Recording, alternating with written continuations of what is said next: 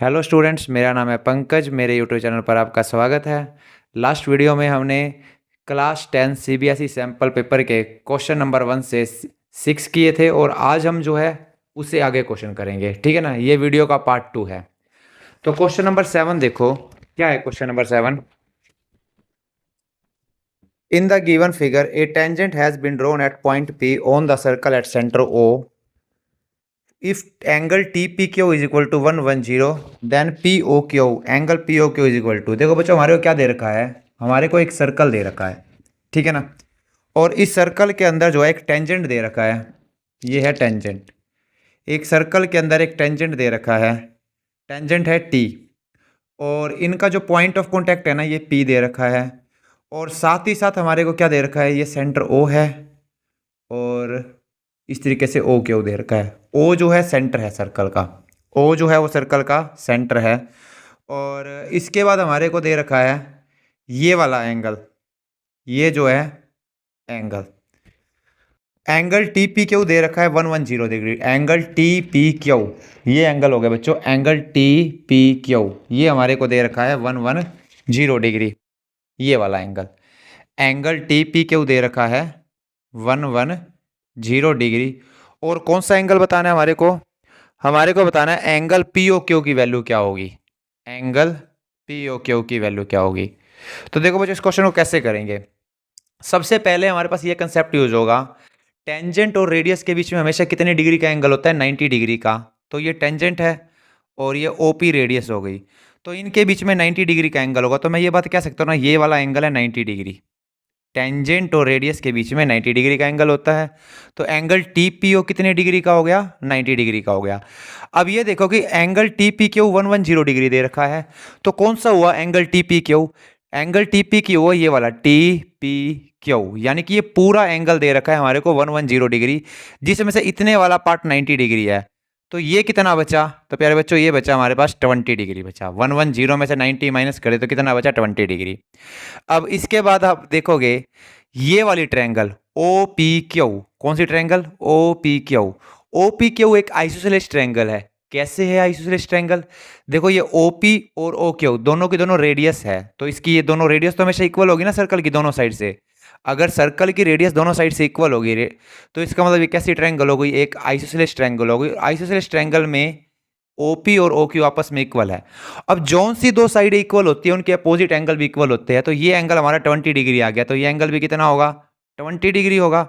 Obviously 20 degree होगा, क्योंकि जौन सी दो साइड है एक ट्रायंगल की, जौन सी दो साइड इक्वल होती है वो उनके अपोजिट एंगल्स भी इक्वल होते हैं। तो ये एंगल 20, तो ये एंगल भी 20।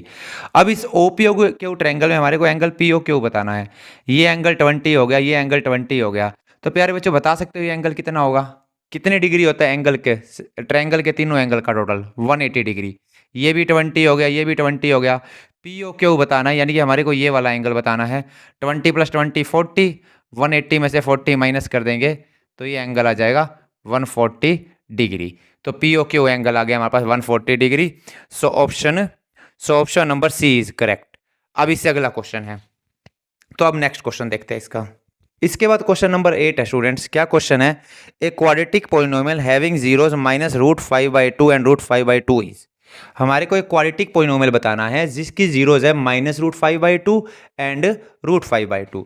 तो बेटा हमारे पास क्या जीरोस दे रखी है, पहली जीरोस दे रखी है -√5/2 और दूसरी जीरो दे रखी है √5/2। और हमारे को बताना है कि क्वाड्रेटिक पोलिनोमियल क्या है। तो कैसे निकालेंगे, तो हमारे को पता है कि क्वाड्रेटिक पोलिनोमियल का क्या फॉर्मूला होता है, ये फॉर्मूला होता है px = x² - sx प्लस में p। और s क्या होता है, सम ऑफ जीरोस, p क्या होता है, प्रोडक्ट ऑफ जीरोस। पहले s निकाल लेते हैं। सम ऑफ जीरोस क्या होगा, -√5/2 प्लस में √5/2। ये हमारे पास जीरोस दे रखी है, तो दोनों का सम कर दिया।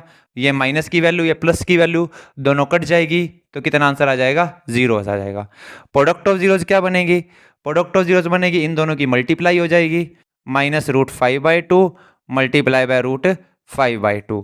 तो कितना हो जाएगा, -√5/2 मल्टीप्लाई बाय √5/2। √5 को √5 से मल्टीप्लाई करोगे तो 5 आएगा, √2 को √2 से मल्टीप्लाई करोगे तो 2 आएगा, और आगे माइनस का निशान। अब फॉर्मूले में पुट कर देते हैं px में, तो क्वाड्रेटिक पोलिनोमियल क्या बनी, px = x²। एस तो देखो जीरो है, यहाँ जीरो पुट होगा, जीरो इंटू समथिंग जीरो, तो जीरो आ गई ये वाली टर्म, तो ठीक है ना। प्लस में पी है, प्लस में पी है, पी की वैल्यू है -5/2, तो यहाँ -5/2 पुट कर दिया, तो plus minus minus x square -5/2, ये पी एक्स की वैल्यू आ गई। एक काम करो, ऑप्शन हमारा मैच नहीं कर रहा है, इसका मतलब एलसीएम ले लो, तो एलसीएम ले लेते हैं। पी एक्स की वैल्यू क्या आई, पी एक्स की वैल्यू आई 2, एलसीएम आ गया 2x² -5। अब ये वाला 2 है, इसको हम स्किप कर सकते हैं, ठीक है, नीचे वाले 2 को एलसीएम में जो आता है ना उसको हम स्किप कर सकते हैं, उसको हम छोड़ सकते हैं। तो पी एक्स कितना आया 2x² -5, तो इसका आंसर आएगा P X is equal to 2x² -5, तो 2x² -5।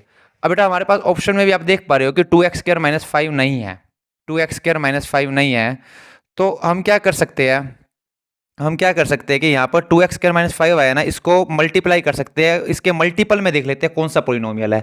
तो आप देख पा रहे हो कि सेक बी, ऑप्शन नंबर बी जो है ना, इसके मल्टीपल में है। फॉर एग्जांपल मैं इसको 4 से मल्टीप्लाई कर दूँ, 4 से मल्टीप्लाई कर दूँ इसी पोलिनोमियल को, तो हमारे पास क्या बन जाएगा 8x² -20, 8x² -20, तो हमारे पास option number B will be correct, option number B ठीक होगा। अब क्वेश्चन नंबर 9 है इसका, क्या क्वेश्चन है, consider the frequency distribution of 45 observation. Class interval दे रखा है, फ्रीक्वेंसी दे रखी है, हमारे को अपर लिमिट बतानी है मीडियन क्लास की। तो देखो बेटा क्लास इंटरवल हमारे को क्या दे रखा है, क्लास इंटरवल दे रखा है 0 से 10, 0 से 10, फिर हमारे को दे रखा है 10 से 20, 10 से 20, फिर दे रखा है 20 से 30, 30 से 40, 40 से 50, ये हमारे को दे रखे हैं क्लास इंटरवल, ये हमारे को दे रखी है क्लास इंटरवल। और फ्रीक्वेंसी हमारे को क्या दे रखी है 5 दे रखी है, 5 के बाद 9, 15, 10, 6, 9, 15, 10, 6, ये क्लास इंटरवल है और ये फ्रीक्वेंसी है।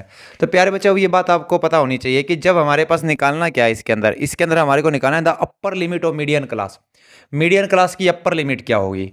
तो इससे सबसे पहले हमारे को निकालनी पड़ेगी कम्युलेटिव फ्रीक्वेंसी, निकाल लेते हैं हम, ठीक है ना। हम क्या निकाल लेते हैं कम्युलेटिव फ्रीक्वेंसी, मीडियन क्लास की अपर लिमिट बतानी है। मीडियन क्लास कैसे निकालते हैं, सबसे पहले कम्युलेटिव फ्रीक्वेंसी निकालते हैं। तो कम्युलेटिव फ्रीक्वेंसी निकालते हैं, कैसे निकालेंगे, यहाँ 5 है, पहले 5 प्राइम यू की यूँ लिख लेंगे।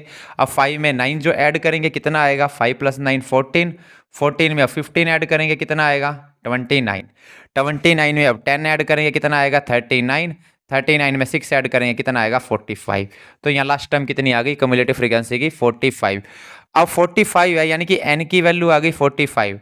अब हम सबसे पहले n/2 निकालेंगे, n/2 कितना होगा 45/2 यानी कि 22.5, 22.5। अब कम्युलेटिव फ्रीक्वेंसी में देखो 22.5 किस किस के बीच में आ रहा है, तो 22.5 बीच में आ रहा है 14 और 29 के, 14 और 29 के, तो यहाँ पर कहीं 22.5 आएगा, तो इसमें 22.5 आएगा 14 और 29 के बीच में। तो अब देखो कि बड़ा नंबर कौन सा है 14 या 29, तो आप कहोगे सर 29 है, तो ये वाली हमारी मीडियन क्लास होगी, यानी कि 14 और 29 के बीच में 22.5 आ रहा है, तो देखना है कि बड़ा नंबर है 29, तो 29 वाली क्लास है ना ये पूरी, ये मीडियन क्लास होगी। अब जो पूछा है वो हम आसानी से बता सकते हैं, हमारे से पूछा है कि जो मीडियन क्लास है ना, मीडियन क्लास उसकी जो अपर लिमिट क्या है, तो हमारे पास 20 से लेकर 30 तक है। देखो लोअर लिमिट कितनी है 20 और अपर लिमिट कितनी है 30, तो इसका आंसर आ जाएगा 30, हमारे से अपर लिमिट पूछा है तो आंसर आएगा 30। So option number C is correct. अब इसके आगे है क्वेश्चन नंबर 10, इसके आगे है क्वेश्चन नंबर 10। क्या है question number 10, O is the point of intersection of two कोड A B and C D of a circle. हमारे को एक सर्कल दे रखा है, इसका जो है पॉइंट, यहाँ पर हमारे पास एक सर्कल दे रखा है और दो कोड दे रखी है A B and C D, दो कोड दे रखी है ए बी और सी डी। इस तरीके से ये ए बी है और ये सी डी है, हमारे को दो कोड दे रखी है ए बी और सी डी, ये दो कोड दे रखी है। ये दोनों कोड जो है ना ओ पे इंटरसेक्ट कर रही है, याद रखना ओ सेंटर नहीं दे रखा सर्कल का, ओ पे इंटरसेक्ट कर रही है दोनों के दोनों कोड, और यहाँ पर ओ को डी से मिलाया हुआ है, यहाँ पर बी से सी को मिलाया हुआ है। और फिर इसके बाद जो है ना यहाँ पे ये कह रखा है कि if angle B O C is equal to 80 degree, इसके अंदर जो एंगल बी ओ सी है ना इसको 80 डिग्री दे रखा है। तो एंगल बी ओ सी कितना दे रखा है हमारे पास 80 डिग्री दे रखा है, और साथ ही साथ हमारे को कह रखा है ओ ए इक्वल टू ओ डी, ओ ए इक्वल टू ओ डी भी बोल रखा है इन्होंने कि ओ ए जो है ना ओ डी के इक्वल होगा, यानी कि ये दोनों लाइनें आपस में इक्वल है, ये भी बोल रखा है। और हमारे को बताना है कि ट्रायंगल ओ डी ए और ओ बी सी के बीच में क्या रिलेशन होगा। ट्रायंगल ओ डी ए और एंड ओ बी सी, इन दोनों ट्रायंगल्स के बीच में क्या रिलेशन होगा, यानी कि ये दोनों ट्रायंगल सिमिलर होंगी, आइसोसेलेस ट्रायंगल होंगी, इक्विलेटरल ट्रायंगल होंगी, ये या सिमिलर नहीं होंगी, ये चीज़ें बतानी है। तो देखो बेटा इस क्वेश्चन को कैसे करना है हमारे पास। सबसे पहली बात तो क्या है कि एंगल बी ओ सी 80 डिग्री दे रखा है, ये वाला एंगल हमारे को 80 डिग्री दे रखा है, तो ये वाला एंगल भी कितना होगा 80 डिग्री होगा। कैसे होगा, वर्टिकली अपोजिट एंगल। तो एंगल ए ओ डी भी कितना हो गया 80 डिग्री, ए ओ डी भी 80 डिग्री हो गया। अब सेकंड पॉइंट यहां पर नोटिस करोगे, यहां पर हमारे पास सेकंड पॉइंट नोटिस करोगे कि अगर मैं ए को सी से मिला दूं, अगर मैं ए को सी से मिला दूं, ए को सी से मिला दूं, तो ये ए सी ए कोड हो गई, ए सी ए कोड हो गई। और ए सी कोड के विद रिस्पेक्ट टू देखना है बेटा, देखो एक तो ये वाला एंगल, एंगल डी, और एक ये एंगल बी, ये दोनों के दोनों सेम सेगमेंट में बन रहे हैं, दोनों के दोनों एंगल। नाइन्थ में थ्योरम पढ़ी थी ना हमने, angle in the same segment of the circles are equal. तो ए सी कोड के विद रिस्पेक्ट टू देखो कि एक तो ये डी एंगल जा रहा है और एक ये बी एंगल जा रहा है, ये दोनों के दोनों सेम सेगमेंट में है, तो मतलब ये दोनों एंगल इक्वल होंगे। लेट अस से इसको भी एंगल 1 मान सकते हैं, तो ये भी एंगल 1 हो गया, ये दोनों एंगल इक्वल हो गए, हाँ या ना। सिमिलरली सिमिलरली यहाँ पर बी और डी को मिला दो, बी और डी को मिला दो, बी और डी को मिला दो, बी और डी को मिला दो, तो यहाँ पर देखोगे कि इस बी और डी कोड के हिसाब से, बी और बी डी कोड के हिसाब से एक ये वाला एंगल बी डी कोड, एक तो ये ए से मिल रही है और ये बी डी कोड सी पॉइंट से मिल रही है, तो ये दोनों एंगल भी आपस में इक्वल होंगे। लेट अस से इसको एंगल 2 मान लो, इसको भी एंगल 2 मान लो, तो ये दोनों एंगल भी आपस में क्या होंगे, इक्वल होंगे। तो अब ये दोनों ट्रायंगल देखोगे तो एक ट्रायंगल ये है, एक ट्रायंगल ये है, 80 डिग्री 80 डिग्री, एक एंगल इक्वल हो गया, एंगल 1 के इक्वल हो गया, एंगल 2 के इक्वल हो गया। जब दो ट्रायंगल के एंगल आपस में इक्वल हो तो वो दोनों ट्रायंगल होती है सिमिलर, तो यानी कि हम ये बात कह सकते हैं कि ये दोनों ट्रायंगल आपस में सिमिलर है, ये दोनों ट्रायंगल आपस में सिमिलर है। So we can say that triangle O, so O A D, triangle O A D is similar to triangle O C B, O A D is similar to triangle O C B, O A D is similar to triangle O C B. हम ये भी बात कह सकते हैं, या इसको इस तरीके से भी लिख सकते हो ओ डी ए, या इसको यूं भी लिख सकते हो, ओ पहले लिख दो डी बाद में लिख दो, triangle O D A is similar to triangle O B C. तो एक बात तो पता लग गया कि ट्रायंगल सिमिलर होंगी, तो चौथा ऑप्शन कैंसिल हो गया जिसमें कह रखा था नॉट सिमिलर, और थर्ड ऑप्शन भी कैंसिल हो गया जिसमें कह रखा था नॉट सिमिलर, ट्रायंगल सिमिलर होगी। अब फर्स्ट ऑप्शन और सेकंड ऑप्शन में जो बचा है, जिसमें कह रखा है, पहले में कह रखा है इक्विलेटर और सेकंड में कह रखा है आइसोसेलेस, तो या तो ये इक्विलेटर ट्रायंगल है, आइसोसेलेस ट्रायंगल है। तो बेटा अब ये कैसे पता लगेगा, या तो आप ये सोच सकते हो कि इक्विलेटर ट्रायंगल में तीनों एंगल कितने कितने डिग्री के होते हैं, 60 डिग्री के होते हैं, तो यहाँ पर तो 60 डिग्री एंगल नहीं है, एक एंगल कितने डिग्री का है, दोनों तरफ 80 डिग्री का है, तो इक्विलेटरल तो वैसे भी नहीं हो सकती। तो इसका मतलब ये कैसी ट्रायंगल होंगी, आइसोसेलेस। मतलब अगर थोड़ा सा गैस करना हो तो आप आसानी से गैस कर सकते हो कि ये ट्रायंगल आइसोसेलेस होगी। फिर भी लेकिन आप लॉजिक भी देख सकते हो कि ऐसा क्यों होगा, आप लॉजिक भी देख सकते हो कि ऐसा क्यों होगा। देखो वो कैसे बताएंगे हम, एंगल 1 के इक्वल है, एंगल 2 के इक्वल है, ये बात समझ आ गई। साथ ही साथ हमारे को ओ ए डी आइसोसेलेस कह रखा है, तो इसका मतलब जो ट्रायंगल, जिस ट्रायंगल में जो ट्रायंगल आइसोसेलेस होती है उसमें अपोजिट एंगल इक्वल होते हैं, तो ये दो साइड इक्वल दे रखी है, तो इसका अपोजिट एंगल ये हो गया, इसका अपोजिट एंगल ये हो गया, तो एंगल 1 एंगल 2 के इक्वल हमारे को दे रखा है, तो यानी कि एंगल 1 एंगल 2 के इक्वल हो गया। तो यहाँ पर भी एंगल 1 एंगल 2 के इक्वल हो गया, यहाँ पर भी एंगल 1 एंगल 2 के इक्वल हो गया, तो मतलब ये दो एंगल इक्वल हो गए, तो इसकी अपोजिट साइड ये और इसकी अपोजिट साइड ये, तो ये दोनों भी आपस में इक्वल हो गई, तो यानी कि ओ बी सी भी आइसोसेलेस ट्रायंगल हुई। तो यहाँ पर हमारे पास क्या आंसर आएगा, triangle O D and O B C are isosceles and similar, so option B is correct, option number B जो है वो इसका करेक्ट होगा। अब इससे नेक्स्ट क्वेश्चन है, क्या क्वेश्चन है वो देखते हैं। नेक्स्ट क्वेश्चन है हमारे पास, the roots of the quadratic equation X square plus X minus 1 is equal to 0 are.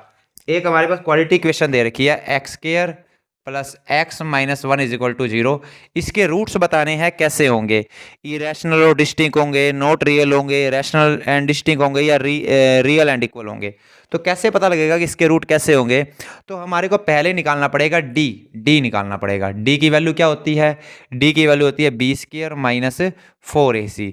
यहाँ पर ए कितना है, एक्स स्क्वायर का कोफिशिएंट 1 है, बी एक्स का कोफिशिएंट कितना है, वो भी 1 है, सी कांस्टेंट टर्म है, कांस्टेंट टर्म कितनी है, -1 है, तो डी निकालेंगे, बी स्क्वायर -4ac, बी की जगह 1 पुट कर देंगे, 1 का स्क्वायर -4 मल्टीप्लाई बाई ए की जगह 1 पुट कर देंगे और सी की जगह -1 पुट कर देंगे, 1 का स्क्वायर 1 माइनस माइनस प्लस 1 + 4 कितना आ गया 5, डी की वैल्यू 5 आ गई। अब डी की वैल्यू 5 आने का मतलब ये है कि हमारे पास इसके रूट्स एक तो रियल होंगे, रियल नंबर में होंगे, क्योंकि डी जो है ग्रेटर देन 0 आ रहा है। जब डी 0 से बड़ा आ जाए तो उसके रूट कैसे होते हैं, पहली बात रियल होते हैं और कैसे होते हैं, दो अलग अलग रूट होते हैं, यानी कि डिस्टिंक्ट रूट होते हैं। डी लेस देन 0 आ जाए तो क्या होता है, नो रियल रूट पॉसिबल होता है, और डी इक्वल टू 0 आ जाए तो उस केस में हमारे पास रियल एंड इक्वल रूट होते हैं, ठीक है ना। यहाँ डी ग्रेटर देन 0 आ रहा है तो रूट होंगे इसके real and distinct, real and distinct. तो हमारे पास साथ ही साथ एक चीज और देखो, यहाँ पर रियल एंड डिस्टिंक्ट ऑप्शन में नहीं है, डिस्टिंक्ट तो है लेकिन रियल नहीं है। तो एक चीज देखो कि डी की वैल्यू 5 आई है, अगर हम इसमें एक्स की वैल्यू निकाले, एक्स की वैल्यू क्या बनेगी, फॉर्मूला क्या होता है, क्वाड्रेटिक फॉर्मूला -b + -√d/में 2a। तो यहाँ पर b की वैल्यू क्या है -1, -1 + -√5, डी की जगह मैंने 5 पुट कर दिया, बाय में 2a, a कितना है, a1 है, तो x की वैल्यू आ रही है -1 + -√5 बाय में 2। तो यहाँ पर देखो x की कितनी वैल्यू आ रही है, दो वैल्यू आ रही है, एक तो -1 + √5/2, दूसरी आ रही है -1 - √5/2, और दोनों के दोनों वैल्यू डिफरेंट आ रही है, तो यानी कि इसके रूट कैसे होंगे, डिस्टिंक्ट होंगे, इसके रूट होंगे डिस्टिंक्ट। प्लस में एक बात बताओ, रूट क्या हम √5 को सोल्व कर सकते हैं, 5 का स्क्वायर रूट क्या होता है, तो आप कहोगे सर 5 का स्क्वायर रूट तो पॉइंटों में आएगा, तो जिसका स्क्वायर रूट पॉइंटों में आए, स्क्वायर रूट के अंदर एक ऐसी टर्म हो जिसका स्क्वायर रूट पॉइंटों में आ रहा है, तो वो इरेशनल नंबर होता है, यानी कि इसके रूट कैसे बने, इरेशनल बने, इसके रूट बने इरेशनल। तो आंसर आ जाएगा इसका इरेशनल एंड डिस्टिंक्ट, तो option number A is correct. अगर मान लो √5 की जगह, यहाँ 5 की जगह D9 आ रहा होता तो ये सोल्व हो जाता है, 9 का स्क्वायर रूट 3, तो इसके रूट कैसे हो जाते हैं, रैशनल हो जाते हैं, ठीक है ना। अब इससे अगला नेक्स्ट क्वेश्चन है, नेक्स्ट क्वेश्चन बहुत इजी है, क्वेश्चन नंबर 12।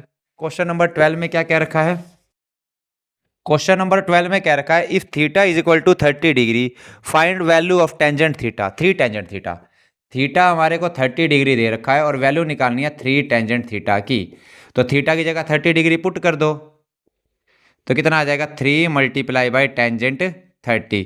टेंजेंट 30 की वैल्यू क्या होती है, टेंजेंट 30 की वैल्यू होती है 1/√3, तो 3 बाय में 1/√3 इंटू में 1/√3, तो ये आ जाएगा 3 × 1 3, 3/√3, और ये हमारा ऑप्शन में है, तो ऑप्शन नंबर सी इसका आंसर होगा 3/√3, ठीक है ना।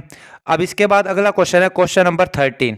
क्वेश्चन नंबर 13, क्वेश्चन नंबर 13 क्या कह रखा है क्वेश्चन नंबर 13 में, the volume of solid hemisphere is 396/7 centimetre cube, total surface area of solid hemisphere is. देखो बेटा हमारे को दे रखा है कि वॉल्यूम दे रखा है एक सॉलिड हेमिस्फीयर का, यानी कि एक हेमिस्फीयर है उसका वॉल्यूम दे रखा है 396/7, 396/7 तो दे रखा है वॉल्यूम है, और ये हेमिस्फीयर है, हेमिस्फीयर का वॉल्यूम दे रखा है 396/7, और हमारे को निकालना क्या है, टोटल सरफेस एरिया निकालना है इसका, टोटल सरफेस एरिया। हेमिस्फीयर का टोटल सरफेस एरिया क्या होता है, हेमिस्फीयर का टोटल सरफेस एरिया होता है 3πr², हेमिस्फीयर का टोटल सरफेस एरिया होता है 3πr²। तो कहीं ना कहीं हमारे को आर की वैल्यू फाइंड आउट करने की, यहाँ पुट करने के लिए तो हमारे को कहीं ना कहीं आर की वैल्यू निकालनी पड़ेगी यहाँ पे पुट करने के लिए, तो वो आएगी वॉल्यूम से, कितना दे रखा है वॉल्यूम, वॉल्यूम दे रखा है 396/7। क्या फॉर्मूला होता है हेमिस्फीयर के वॉल्यूम का, फॉर्मूला होता है 2/3πr³, तो वॉल्यूम का फॉर्मूला होता है 2/3πr³, और ये किसके इक्वल दे रखा है 396/7। पाई की वैल्यू पुट कर देते हैं, क्या होती है पाई की value 22/7, 2/3 × 22/7 × r³ is equal to 396/7, 7 से 7 कैंसिल हो गया। अब यहाँ पर ये 3 ऊपर चला जाएगा, 3 बाय में है, राइट हैंड साइड जाम के ऊपर चला जाएगा, और 22 × 2 ये बाय में आ जाएंगे, तो क्या बनेगा r³ इज इक्वल टू 396, ये 3 ऊपर चला गया, और ये 2 × 22 ये बाय में आ गया, तो 22 की टेबल पे काटेंगे इसको, 22 और 396 को 11 की टेबल पे, 11 2 जा 22, और यहाँ पर आएगा 11 3 जा 33, 6 रिमाइंडर 11 6 जा, और काट देते हैं इसको, और काटेंगे तो कितना आएगा, ये 2 की टेबल पे ये 18 आ गया। 18/2 कितना होगा, ये काट के 9। तो आर क्यूब कितना आ गया, आर क्यूब आ गया 9 3 जा 27। तो आर क्यूब 27 आ गया। तो आर की वैल्यू कितनी आएगी, किसका क्यूब 27 होता है, 3 का। तो 27 को लिख देंगे 3 का क्यूब, क्यूब से क्यूब कर दिया कैंसिल। तो आर की वैल्यू कितनी आई, 3 आई। आर की वैल्यू 3 आई। अब बेटा हमारे को बताना है टोटल सरफेस एरिया इसका। टोटल सरफेस एरिया होता है 3πr²। तो यहाँ पुट कर दो 3 × 22/7 और आर हमारा आया है 3 का स्क्वायर, यानी कि 3 का स्क्वायर 3 × 3। तो 3 3 जा 9, 9 3 जा 27, 27 को मल्टीप्लाई करना है 22 से। तो 27 को 22 से मल्टीप्लाई करेंगे तो ये आ जाएगा हमारे पास 594 ये इसका आंसर आ गया 594/7। तो option number B is correct. तो आज की इस वीडियो में हमने 7 से लेकर 13 तक जो है MCQ करे हैं। तो ये वीडियो का पार्ट 2 था। आगे इसके बाद पार्ट 3 आएगी इस वीडियो की। अगर ये मेरी वीडियो अच्छी लगे तो आप मेरे चैनल को सब्सक्राइब करें, ज़्यादा से ज़्यादा शेयर करें। Thank you.